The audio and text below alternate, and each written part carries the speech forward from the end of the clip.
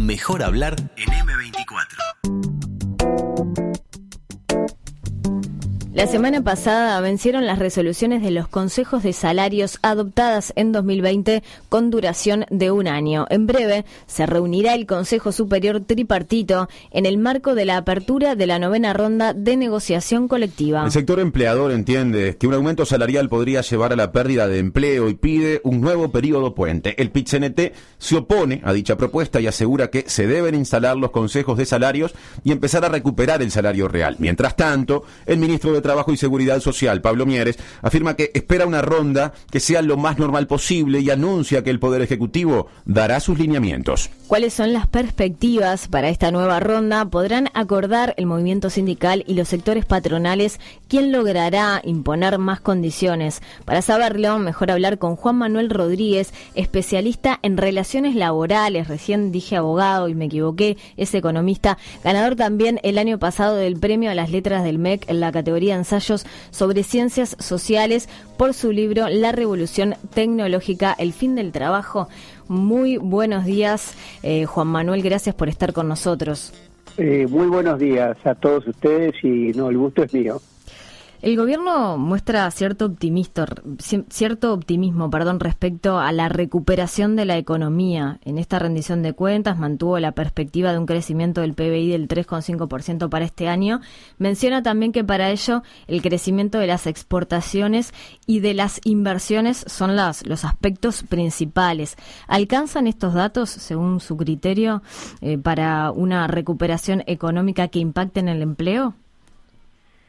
Bueno, en primer lugar, tú los caracterizaste como optimistas. Uh-huh. En realidad, si tú miras la rendición de cuentas y consideras que en el 2020 la economía cayó 6%, esto significaría que en este año, en donde se supone que la pandemia va a reducirse, en realidad se va a crecer la mitad de lo que se perdió.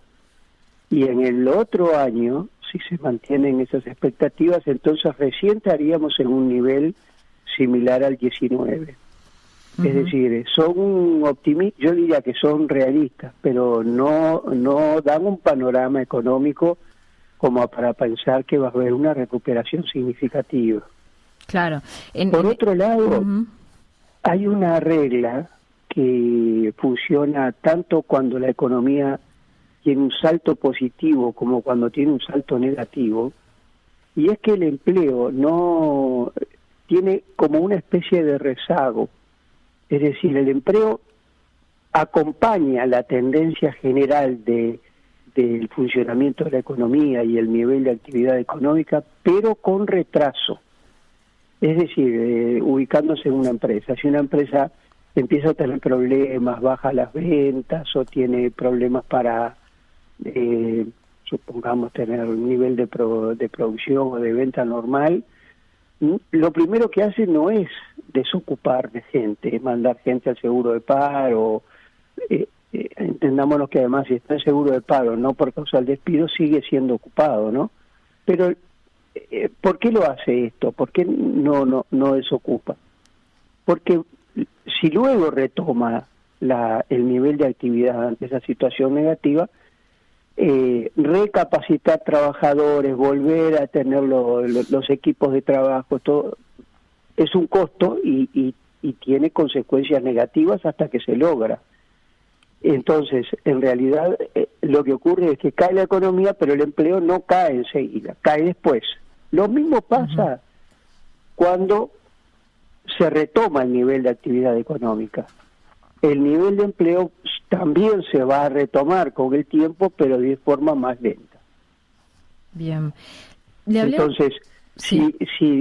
si la expectativa de crecimiento económico no es demasiado grande, uno tiene que pensar que la recuperación del empleo va a ser probablemente menor, por lo menos durante varios meses, un semestre por lo menos. Bien. Le decía que le hablé de optimismo porque en este informe que entrega el Ministerio de Economía en el marco de la rendición habla de que se observan señales de recuperación a nivel de inversión y de exportaciones, siendo de esperar que el consumo privado repunte. Además menciona la vacunación y el fortalecimiento de la confianza de los consumidores, entre otros aspectos, además de un crecimiento generalizado en la perspectiva de la oferta, según dice este informe. Por eso hablé de optimismo, pero usted entiende que es más bien realista. Y le hago otra pregunta con respecto a esto. ¿Cómo impacta que digamos, la orientación del gobierno en preocuparse con énfasis en el déficit fiscal, en esto del empleo que usted mencionaba? Bueno, justamente, yo creo que, bueno, las señales, las primeras cifras que tenemos para este primer trimestre en la industria indican que hay una mejora. No está ocurriendo lo mismo en el comercio. Las exportaciones en algunos rubros crecieron, pero también tenemos que pensar que el año pasado hubo una contracción muy grande, con lo cual todavía no se recuperaron las exportaciones. Pero bueno, digamos, hay algunas señales positivas, claramente, pero yo lo que creo que el déficit mayor está en que no podemos esperar un crecimiento de la demanda interna, de la cual dependen por lo menos o cercano a los 2/3 del empleo nacional, que hoy trabaja mucho más en comercio y servicios que en la industria y más que en el agro, obviamente, ¿no? Con lo cual, ¿por qué no se puede esperar un crecimiento de la demanda interna? Bueno, tenemos que partir de la base que el salario del año pasado cayó. Según las cifras oficiales, cerca de un 2%. También se perdieron 60.000 puestos de trabajo. Por otro lado, de los que están ocupados, una cantidad grande, sea porque están en seguro de paro, sea porque son esta denominación que se llama trabajadores no presentes, que son gente que no está yendo a trabajar, sea porque está suspendido, porque se adelantaron las vacaciones o porque se redujo la jornada. Solo una parte están haciendo trabajo normal en teletrabajo. Entonces, si hay una caída del empleo, que no se espera que tenga un gran cambio, y el año pasado hubo una reducción de salarios que se va a expresar en la reducción de las jubilaciones en términos reales, porque las jubilaciones se ajustan de acuerdo a la variación del salario. Entonces, ¿en qué sentido uno puede pensar que puede haber una reactivación de la demanda interna? Esta variable sí no es realista, porque ¿qué es? Digamos, el aumento de la demanda se da cuando la gente tiene más ingreso y por lo tanto consume. Pero los ingresos son menores porque trabaja menos y porque tiene menos salarios y menos jubilaciones.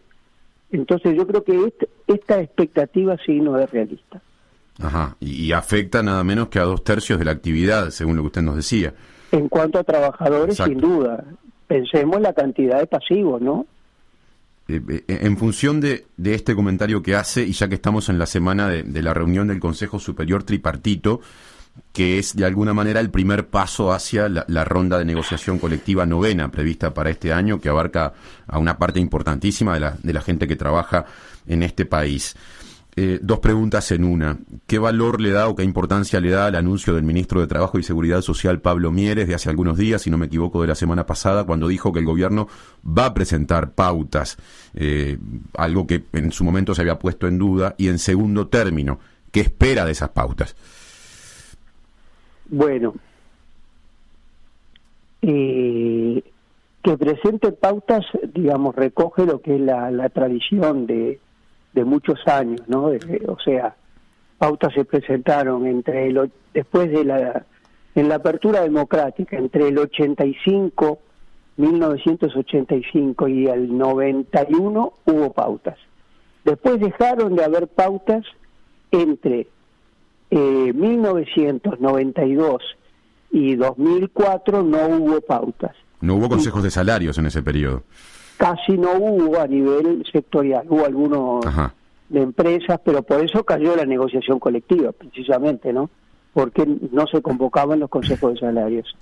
Y en el 2004, cuando asume el Frente Amplio, comienza nuevamente y, digamos, la cantidad de consejos de salario llega al máximo histórico, porque hay algunos sectores, como los trabajadores rurales y los domésticos, que nunca habían tenido negociación colectiva. Uh-huh. También hubo consejo de salario para el sector público, que había una especie de negociación, pero muy débil. Entonces tenemos que entre el 2004 y el 2019 hubo consejo de salario. Y por lo tanto, y además en todas estas rondas que se dieron estos años, el gobierno presentó pautas. Que es algo que no es obligatorio, idea, ¿no? Puede ocurrir o no, es decir... Claro, no hay obligación. Uh-huh.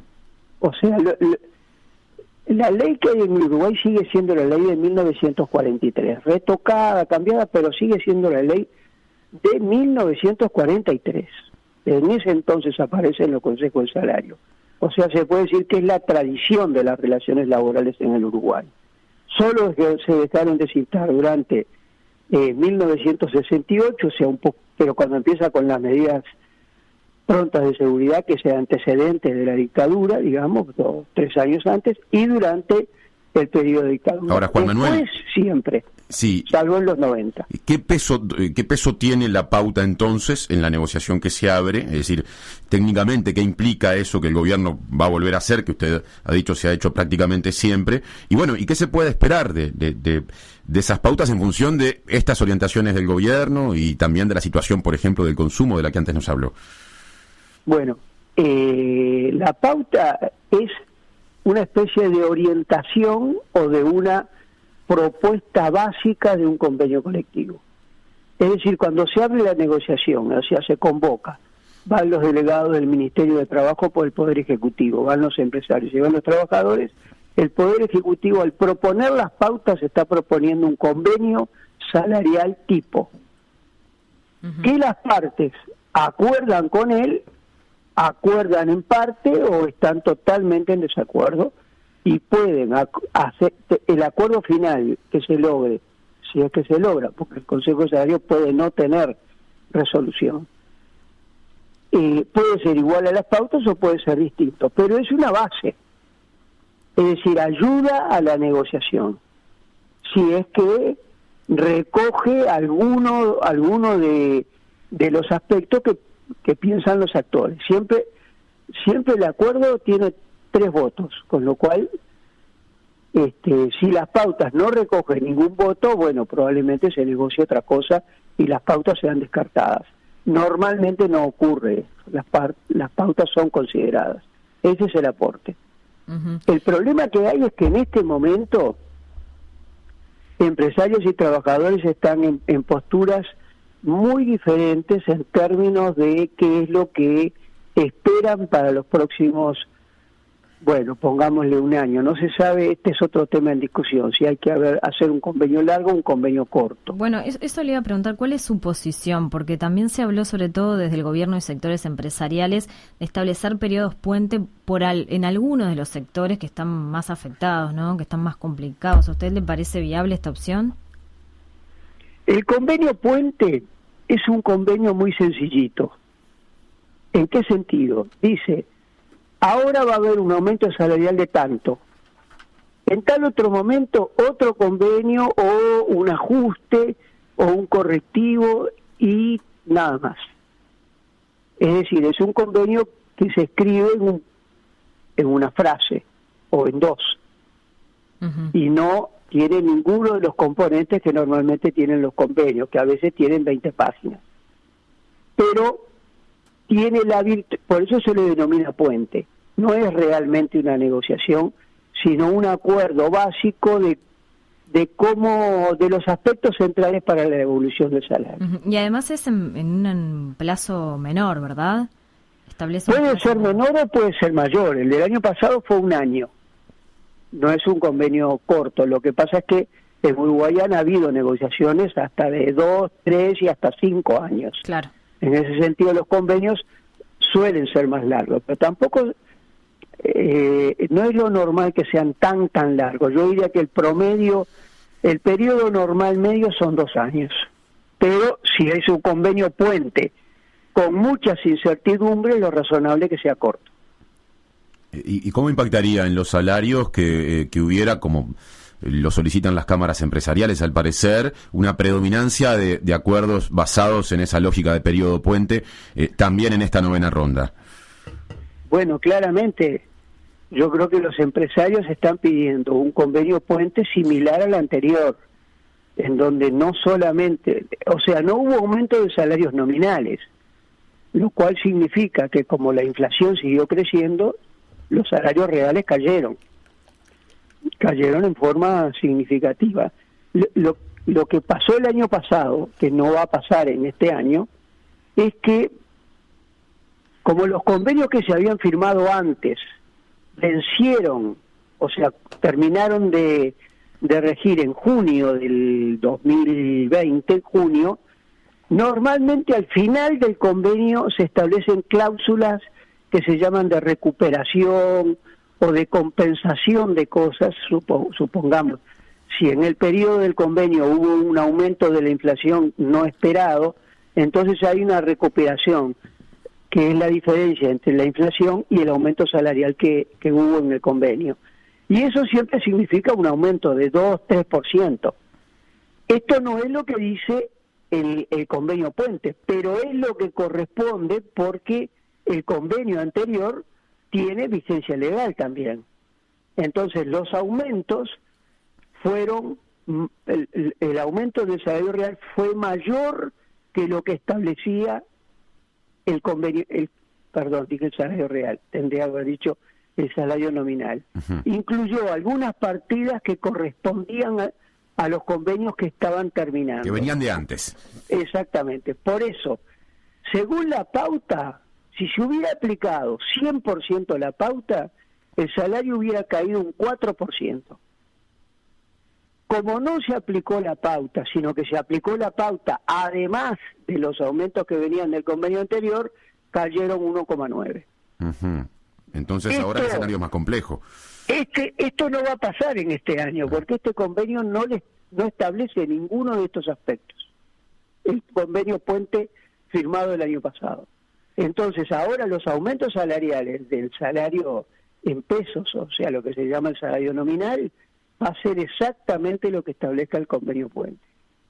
Cuando los empresarios, yo creo que están pidiendo un convenio puente, están pidiendo un convenio que tenga en cuenta que hay sectores que no pueden dar aumento de salario porque todavía están muy mal.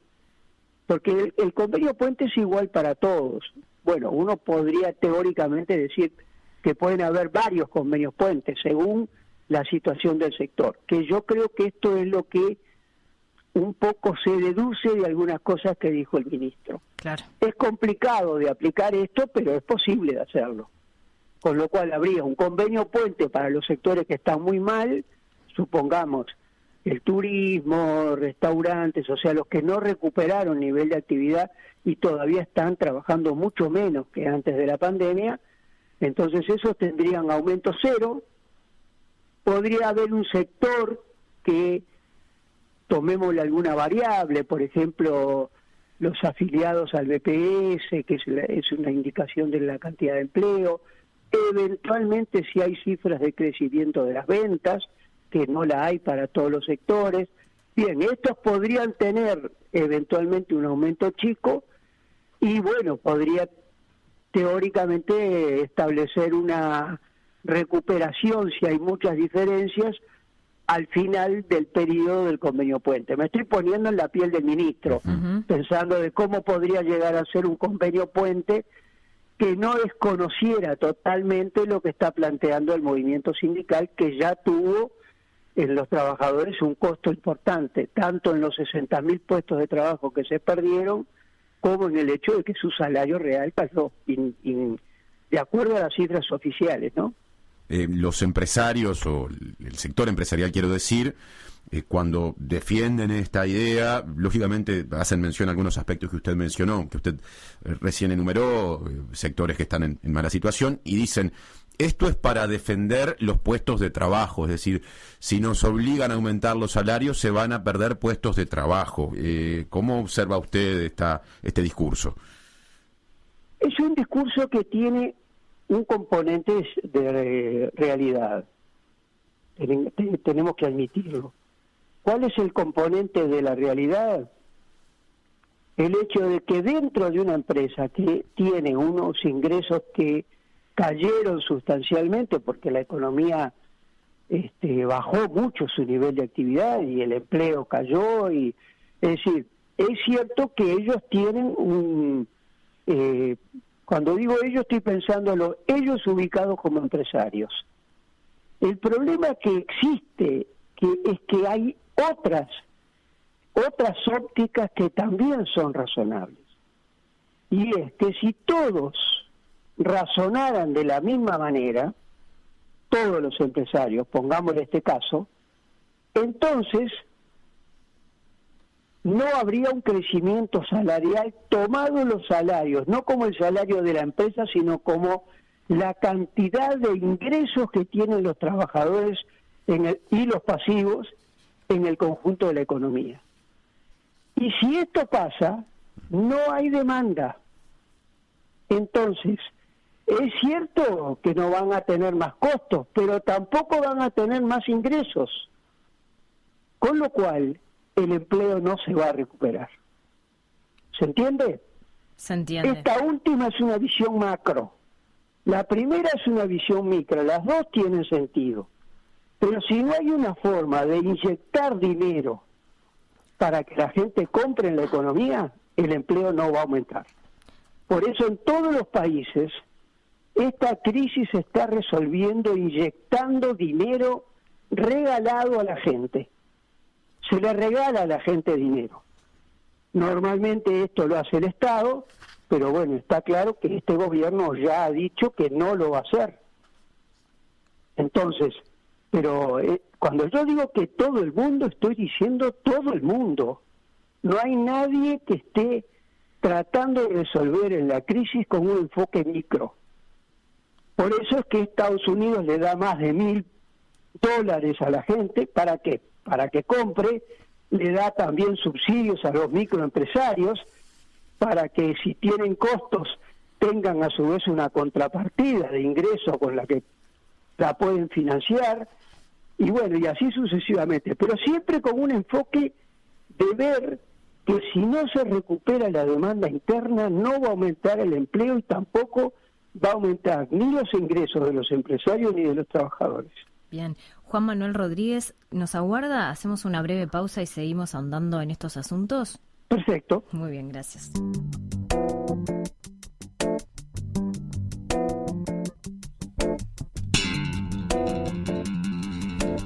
Segundo bloque de entrevista en la mañana de M24 en Mejor Hablar. Estamos hablando con Juan Manuel Rodríguez, investigador independiente, especialista en relaciones laborales, justamente porque esta semana está convocado el Consejo Superior Tripartito para dar comienzo a la 9ª ronda de negociación colectiva. Juan Manuel, hablamos poco en la entrevista del sector público, del peso de los salarios del sector público y de lo que puede esperarse a ese nivel, tras el proceso de elaboración del proyecto de ley de rendición de cuentas.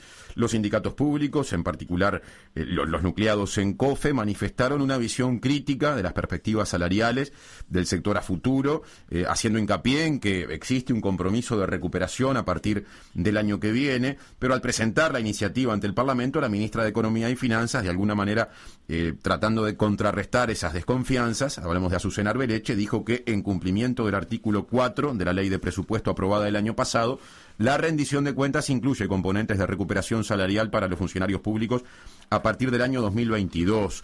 Según lo que usted conoce o ha podido estudiar de la rendición de cuentas, ¿es viable ese escenario que plantea la ministra?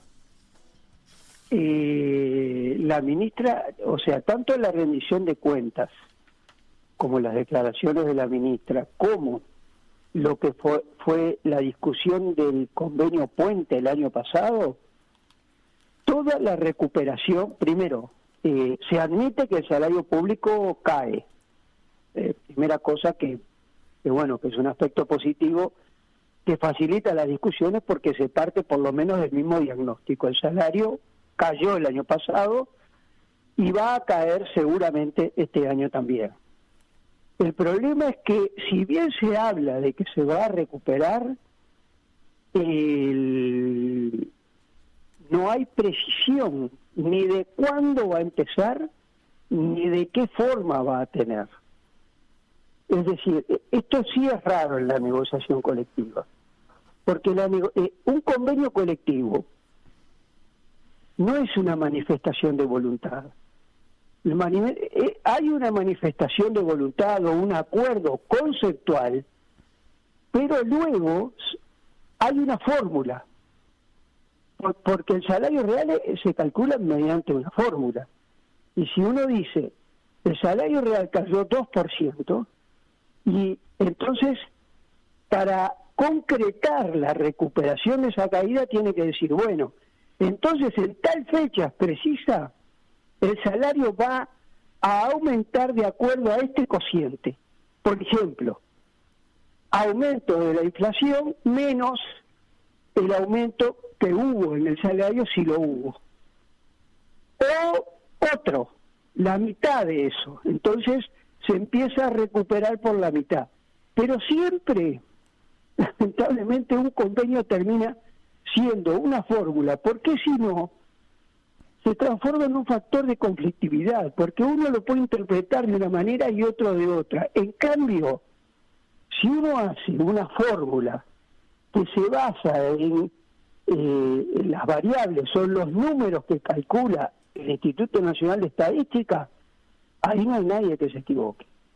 Ahí el aumento va a ser de tanto y va a implicar el acuerdo, el resultado en función del acuerdo que se logró por las partes. Entonces no genera conflicto porque todos sabemos hacer una cuenta. Esto es lo que no aparece en ningún momento. No apareció en el convenio Puente, con gran crítica de COFE, volvió a no aparecer ahora ni la fecha ni la fórmula, y también lo que dice el ministro, la ministra dice cosas que son genéricas, pero que no se sabe qué implican. ¿Entiendes? Sí, recién habló de la conflictividad, o sea, ¿esto podría configurar un escenario de mayor conflictividad, entonces? Bueno, depende de cuáles son las propuestas y cuáles son los acuerdos.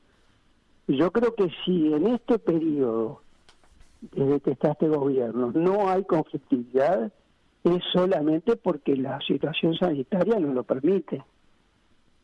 Si no, sin duda que hubiera habido conflictividad. Ahora, mientras no se pueda salir a la calle, las aglomeraciones no son posibles, las herramientas que tiene el movimiento sindical para expresar su opinión conforme son muy limitadas. Ahora, una vez que la pandemia reduzca, como todos esperamos que pase, no sabemos si este año, pero bueno, las últimas cifras son auspiciosas, yo creo que va a haber conflictividad, primero porque la conflictividad es la consecuencia de un conjunto de procesos. Entonces, primero, hay una realidad y es que los trabajadores han pagado esta crisis en términos de empleo y de salarios. También, en cierta medida, los empresarios la han pagado, porque los empresarios también redujeron su nivel de actividad, sus ingresos. Algunos están empezando a recuperar, pero bueno, claramente la postura de partida no es lo mismo ser un empresario y tener recursos acumulados a vivir lo que se está ganando cada mes.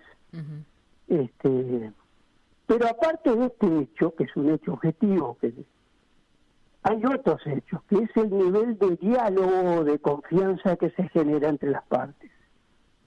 Y yo creo que este gobierno no ha hecho nada para tener un buen relacionamiento.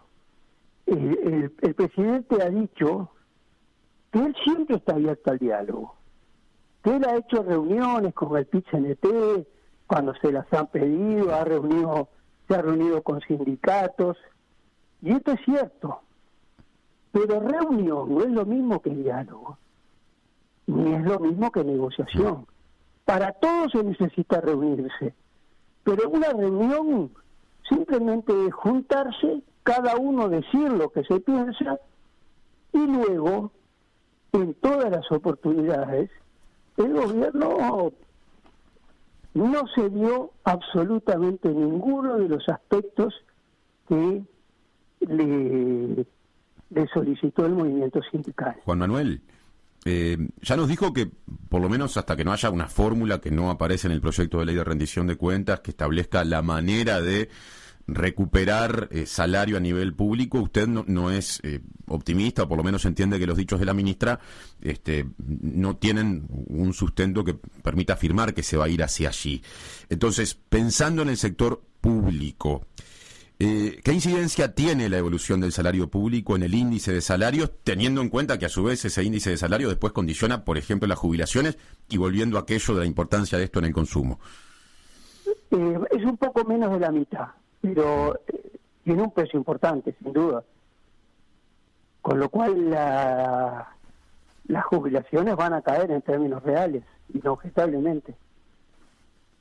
Van a caer las jubilaciones, eso es un hecho, usted lo afirma.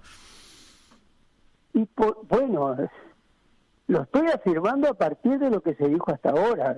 Ojalá cambie y sea más favorable, pero lo que quiero decir es, si el año pasado el salario cayó, esto no son opiniones, esto es lo que dicen las cifras que se calculan a nivel oficial y que son las únicas que hay en el país.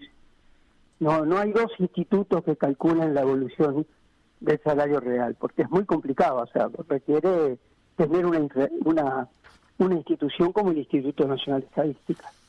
Entonces, si el salario cayó y en este año hay una discusión en donde acordar aumentos salariales es muy rechazado por parte de una parte importante del movimiento del sector empresarial, yo me imagino que si hay algún aumento en algún sector, va a haber que compensarlo con el sector que seguramente no va a tener aumentos porque efectivamente está mal. Con lo cual, el resultado final quizás se acerque a cero si no se acerca a negativo. Entonces, si el año pasado fue negativo, si este año vuelve a ser negativo, claramente el indicador para reajustar las pasividades y pensiones va a ser, es probable que positivo en términos nominales de números, pero siempre menos que la inflación. Entonces el poder de compra va a caer. Juan Manuel Rodríguez, investigador independiente, especialista en relaciones laborales, gracias por estar con nosotros el día de hoy. Hasta la próxima. Bueno, encantado. Siempre a las órdenes. Un gusto estar con ustedes. 97.9 FM Montevideo. 102.5 FM Maldonado. Escucha distinto.